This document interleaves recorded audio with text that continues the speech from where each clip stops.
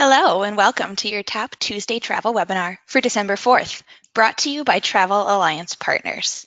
These sessions are recorded and you can review those recordings or register for future adventures by visiting our webinars page at tapintotravel.com/webinars. Thank you so much for joining us this afternoon. My name is Jess and I'm a part of TAP headquarters. I'm here to help you tap into travel. So please reach out if you ever have any questions on TAP programs or products. It is now 2 p.m. here on the East Coast, and we are going to tap into baseball and Japan. We encourage you to ask questions. If you have any questions, just type them into your questions panel box, and we'll get to them at the end of today's show. If we happen to run out of time, we'll make sure to have someone contact you directly. We also have brochures. Request them by visiting our website, contacting us here at TAP headquarters, or just use that questions panel box to ask for one. The 2018 edition of our Dream Destinations magazine was just released at our annual Tap Dance Conference, held this year in beautiful Atlantic City. And now it is my pleasure to introduce our presenters for the day. TAP partner Michael Coldesina is also being joined by TAP partner Sean Horman. Take it away, gentlemen.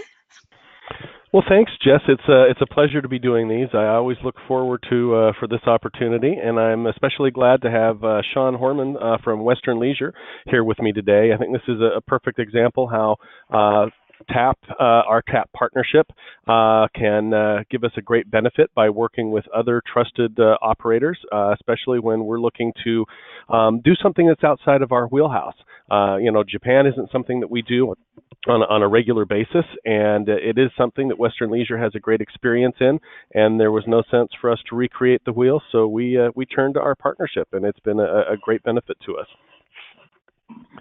So just want to, for those of you that maybe aren't familiar with who we are and what we do, just wanted to give you a really high-level overview. So we're in our 22nd year of operation, offering fan travel packages to games and events all over North America, but to some select international events as well. We're best known for our baseball road trips, our pro and college football gridiron getaways, Hall of Fame travel packages, and many classic events that we offer, such as the Kentucky Derby, U.S. Open, and Tournament of Roses Parade.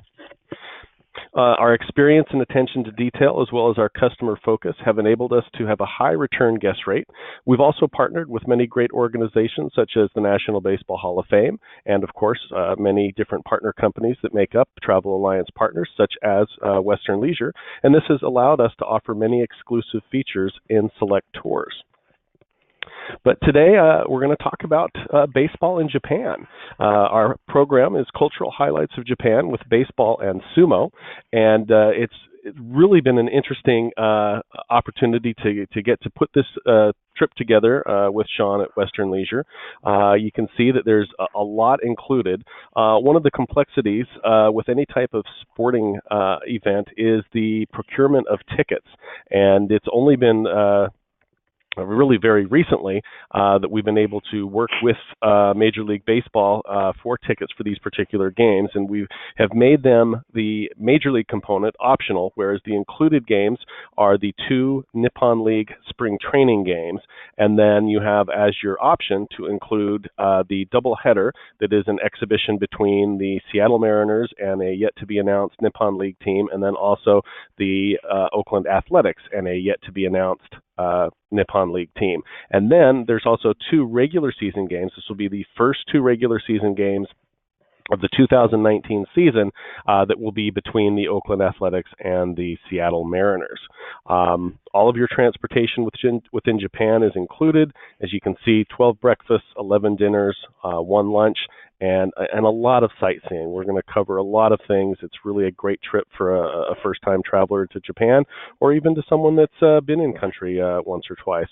But I do want to welcome Sean. Sean, if you want to say hello. Hello, everybody. Minasan konnichiwa.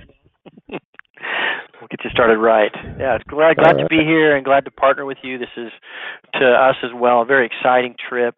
I think Michael and I sort of put together the trip that we want to go on because of what you get to see and the baseball and the sumo and everything. It's a pretty fantastic trip. So Yep. Looking forward to it. It's a very unique trip that we're offering this March, and it really combines the beauty and culture and history of Japan along with baseball, which is really Japan's favorite team sport, and sumo, the traditional sport of Japan. We're going to visit Osaka, Himeji, Hiroshima, Nara, Kyoto, Kone, and Tokyo. As you can see, we've tried to do our best to limit the number of times we change hotels in Japan with 11 nights in 5 different hotels. So the way we're working this, you can start the trip in San Francisco, where we have included overnight hotel accommodations and a kind of kickoff trip reception and dinner. But if it makes more sense to just meet us in Osaka, you can certainly do that, and we have a deduction that's listed for that. Just a little background on the Nippon Professional Baseball League, or NPB. It is the highest level of baseball in Japan. Its roots can be traced back to the formation of the Greater Japan Tokyo Baseball Club back in 1934. It consists of 2 leagues that are each composed of 6 teams, and the best team from each league meets at the end of the season in the Japan Series to crown a champion. It's set up very similar to how Major League Baseball is set up. So we'll start off for the first 3 days of our trip and just give you a high-level detail of what we'll be doing. March night is when everything starts in San Francisco. As I mentioned, you can also opt to meet us in Osaka when we arrive on the 11th. But in San Francisco, we will have a dinner reception. It'll give you a chance to meet all of the fellow travelers. But we'll also have a second dinner reception once we get to Osaka. So anyone that's joining us there will get an opportunity to meet everyone on the trip. The flight that you'll want to take if you're meeting us in San Francisco to travel over is United Airlines Flight 35, which departs on Sunday, March 10th at 11:25 a.m.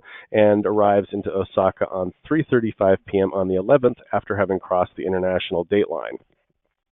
Once we get to Osaka and we get to our hotel and situated, there will be another welcome dinner, as I mentioned. And on most of our days, we're going to have some leisure time included. We wanted to try to make the itinerary not so structured that there wasn't some time for people to explore on their own. So, Sean, I'd ask you, what are your suggestions on things to try to see or experience during that leisure time as a first-time traveler to Japan?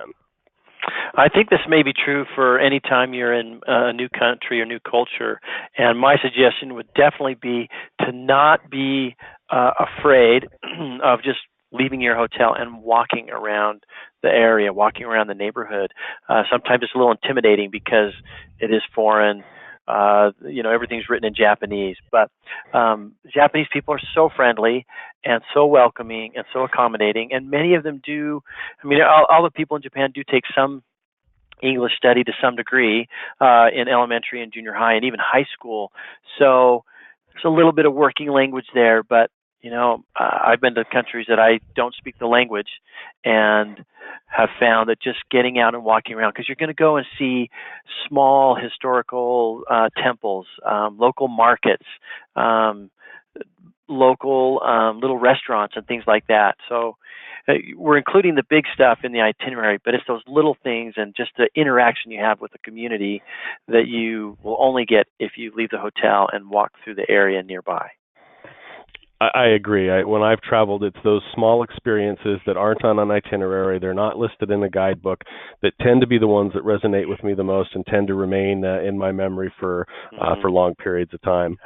For sure. Well, so let's look at the next set of days. So on the 12th, our first full day in Japan, we're really going to hit the ground running. We're going to do a sightseeing tour of Osaka with some free time for shopping and lunch. That afternoon will be spent at one of the local stadiums for our first Nippon League preseason game. After the game's over, we will visit the Hanshin Tigers Museum and a tour of Japan's oldest stadium, Hanshin Koshin Stadium. This will be led by a retired Hanshin Tiger player, and the stadium was actually modeled after the famed Polo Grounds in New York, which was the former home of the New York Yankees, as well as, I think, the New York Giants before they moved to San Francisco at one point. Babe Ruth even played an exhibition game there in 1934. Afterwards, dinner will be at a local restaurant with local specialties. On the 13th, we're going to take our first voyage on the Shinkansen, or bullet train, to Hiroshima, stopping first at Himeji to visit Himeji Castle. This is widely considered Japan's most spectacular, and it is one of the points that I'm looking forward to seeing at some point. In Hiroshima, we're going to enjoy a traditional okonomiyaki dinner, and these are savory pancakes that are served with a variety of different ingredients. Sean, traveling on a Japanese train may be a bit different than North America, especially when we're looking at the Shinkansen or bullet train. Can you explain how travel is different, how the luggage porterage works, and any recommendations or points that someone might need to be on the lookout for? Sure. So most of these trains that you're going to be traveling on, including the bullet train, is not really set up with a luggage car or large luggage compartments, because the train stops. You've got just a few seconds, like you would at a smaller train, to get on and off, and then it's on its way. That's why their trains are perfectly on time. You can set your watch by them. Wonderful travel, by the way, by the bullet train. It's quiet, it's smooth, it's a continuous track, and it's one of the best ways to travel that I've ever done. But luggage-wise, because there's not easy access, and you will be going in and out of train stations, and the train cars themselves do not have a large place to put luggage. Your larger luggage will be transported by courier. It's a service that's done regularly there from hotel to hotel, so it'll be taken care of. It'll be explained to you well. But for the day, above the seats, you have a kind of a small luggage compartment, similar to what you'd have on the airplane or on a motor coach, if you're familiar with that. It's just a shelf above the seating. So I would highly recommend for your day and for your short overnight trips that you bring a smaller bag, no larger than, say, like a backpack. Something with a strap you could either put over your shoulder, or a backpack that you can wear. It's nice to have hands free.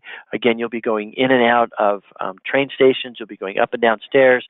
So you want to make it easy and convenient, and you can put that smaller bag on the shelf while you're traveling on the train, but you don't want anything big and bulky.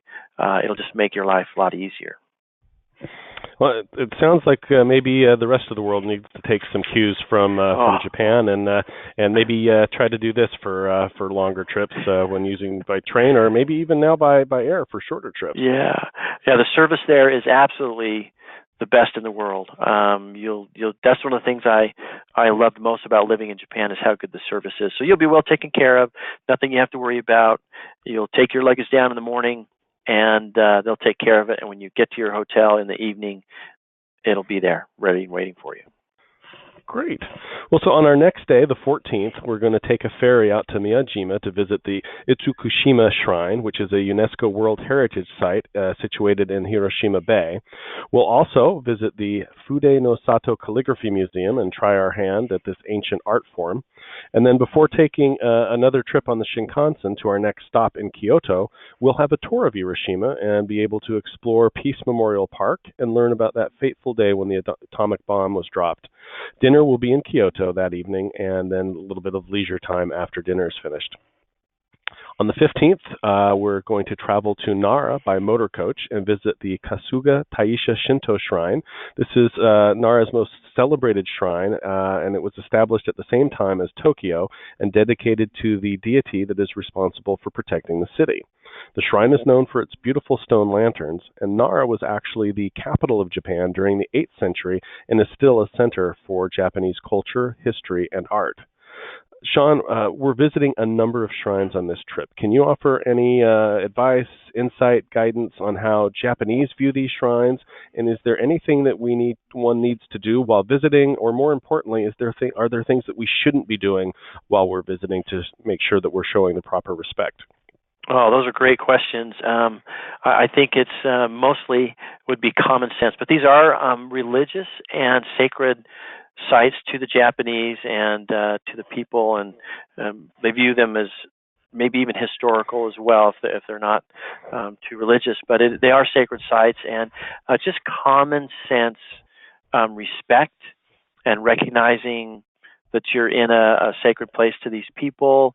You're welcome to go in, and you'll be fairly well directed and walk around. You can take pictures in most cases. If you can't, there will be a sign that says, please, please don't. But on the most part, that's all accepted. They're very friendly and willing to share their culture and their beliefs and the history. But just, I think, not being really loud and being willing to, look and make sure that you're in the right place and you're not just wandering into places that you're not welcome to go, which, again, very few of those. But I think just common decency and common respect and showing some reverence. I guess that's the word I'm looking for, reverence for the nature of where you're going, and you'll be fine. Okay. And Sean, from a Japanese perspective, I mean, how important are some of these sites to the average Japanese? Are these must visit sites for them? Are these places that most people in Japan will make a point to try to travel to at some point during their life? Oh, for sure. These are the absolute must-see sites for the Japanese people themselves. Kyoto and Nara, they are the cultural and historical capitals of Japan. Everyone goes there. It's kind of a must-do. In fact, while you're there, I'm sure you'll see thousands and thousands of students. Most of the students in Japan, in 5th grade, they take an overnight trip. In, I believe, 7th grade, they take maybe a 2-day trip, and in 9th or 10th grade, they'll take a 3 or so day trip as part of their school. And depending on where they're from in Japan, a vast majority of Japanese students, children, and one of those trips, they go to Kyoto or Nara. It's a must-do. So you're seeing those as well. These are the again, as we've listed, the cultural highlights. You're in the right spots for that. All right. Well, our final stops on the 15th will be at Todaiji Temple, which is another UNESCO World Heritage Site. It was constructed in 752. It houses one of Japan's largest bronze statues of Buddha called Daibutsu. After lunch, we'll head back to Kyoto and immerse ourselves in the ancient sport of sumo with an exciting tournament. That evening, we will enjoy a kaiseki-style multi-course dinner, which, Sean, I understand that's really a great opportunity to experience a breadth of Japanese cuisine. It is. It's it's one of those things where it's not a big center course meal. It's just kaiseki meal means a variety, a lot, and so you'll have lots of little things and just a wide range, and it's a lot of fun, and visually it's amazing. They really know how to do it there, both visually and gastronomically. It'll be a fun adventure. Okay. So now heading to the 16th, we're going to spend that touring Kyoto, Nijo Castle, Kinkakuji, which is the Golden Palace. We'll visit a handicraft center for shopping, and then we will head to the Kyozumi Temple and a few other sites that will round out our afternoon. And I've tried this a couple of times, not in Japan. I have not yet been to Japan, but if I was going on this trip, I would be looking forward to the yakitori dinner at a local restaurant. Can you give us any insight on the yakitori? Yakitori is a lot of fun. It's a casual type experience, but yakitori, it literally translates into cooked chicken. But it's a sweet teriyaki style sauce, and everybody loves yakitori, and yeah, that'll be a lot of fun. It's a fun atmosphere. Excellent. So the next day on the 17th, we'll transfer to Kyoto Station after breakfast and back onto the Shinkansen to Odawara. Upon arrival, we'll visit Hakone National Park. We'll have a scenic cruise on Lake Ashi. We'll visit the Owakudane Valley and take a cable car ride to the summit of Mount Kumagutake. This will give us excellent views. Hopefully the weather will be cooperative and see some great views of Mount Fuji. This evening will be all about relaxation with dinner, a hot spring bath, and a good night's rest at a traditional ryokan-style hotel.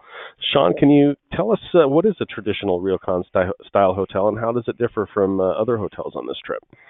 Yeah, it's kind of a combination of Ryoko is to travel, and so what that translates to, it means travel house.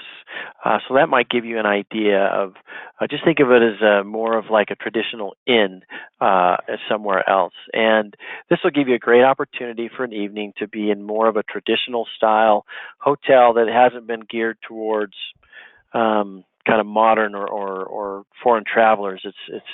It's where they have tatami, the rice mat floors. You'll take your shoes off. You'll have more of a traditional style of bed in a futon, and again, very comfortable and accommodating, but just kind of a little more of that traditional Japanese style.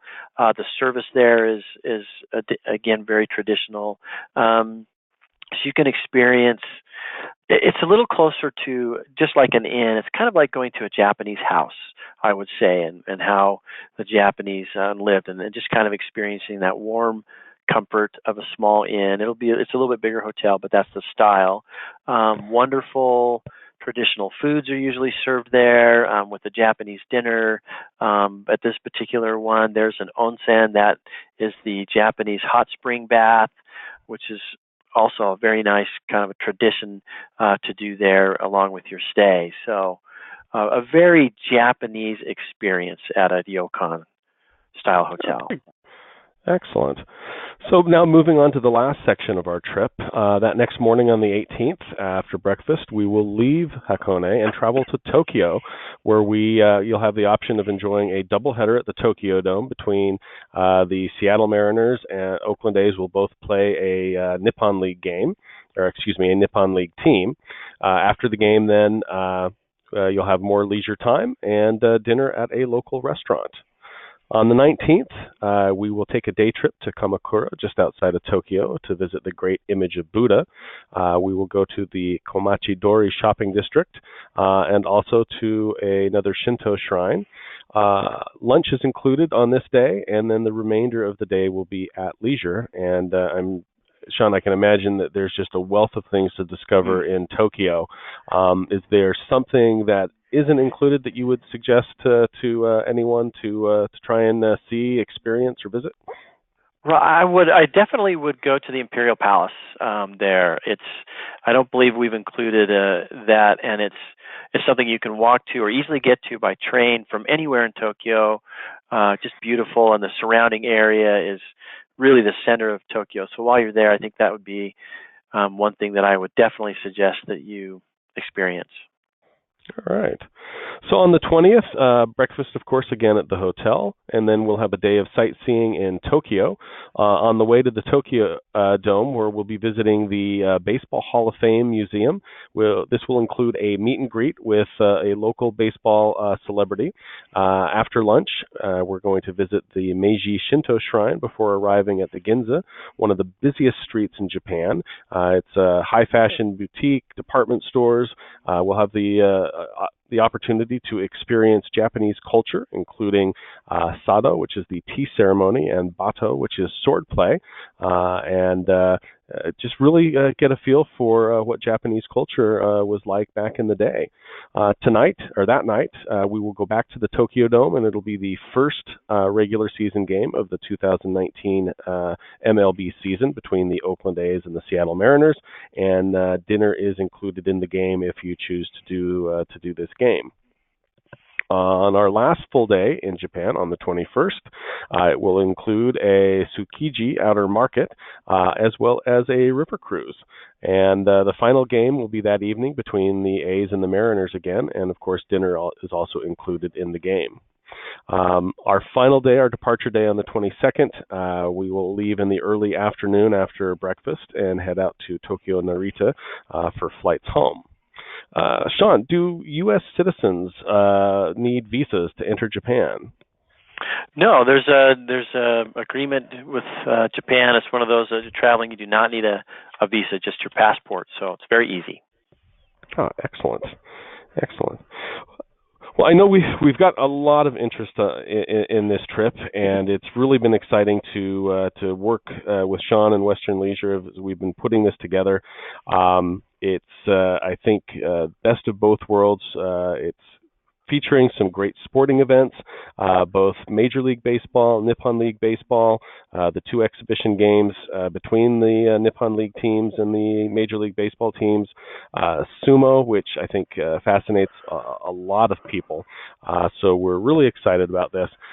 Pricing here, based on single occupancy, is $89.95. Double occupancy is $79.95, and you can see kind of a recap of everything that is included in the package. Sean, any suggestions on people that are interested in this trip?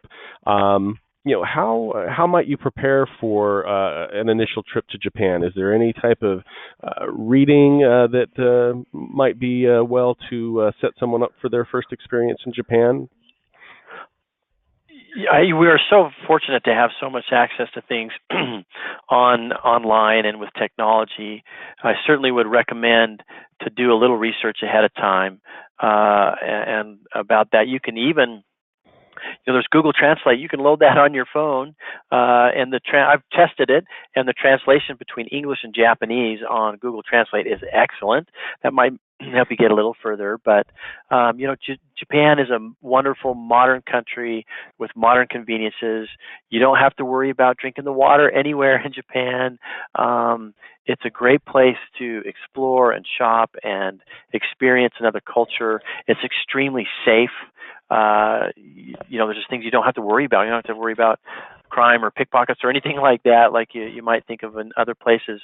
So I think I would go online, and the itinerary that we have included has, again, those cultural highlights, and you could do a little research, I guess, on some of those.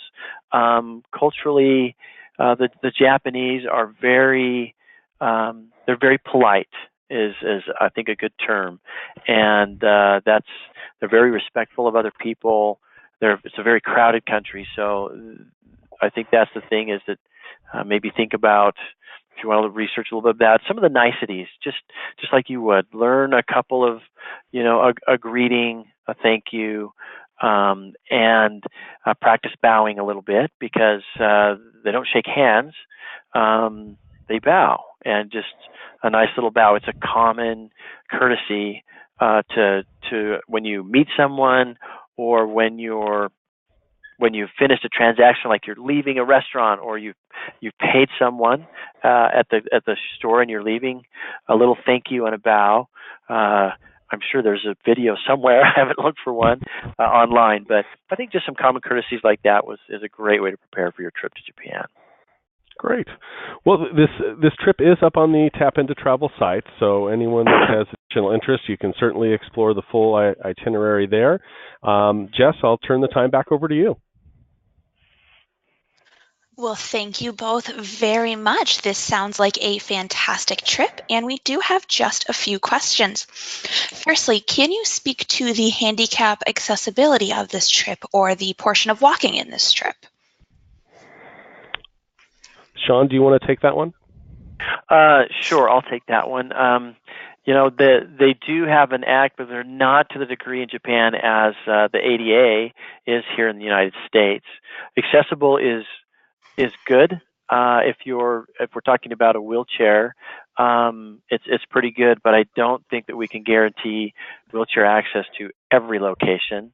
And you will be traveling by train, which means going in and out of train stations.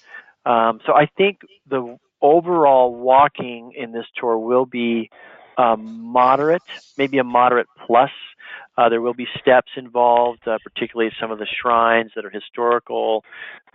You'll have the option, if you can't go up and down the stairs, then that's okay. But to access everything, you will have to go up and down some stairs there, and again through train stations. So not as accessible as the United States, and I would say a moderate plus on the amount of walking. That's fantastic to know. Is there any print pieces or brochures that we can send out to people who are interested in getting a little more information on this? Yes, we should have those available shortly, both a I think a 1 and 2 page flyer that can be customized to a degree.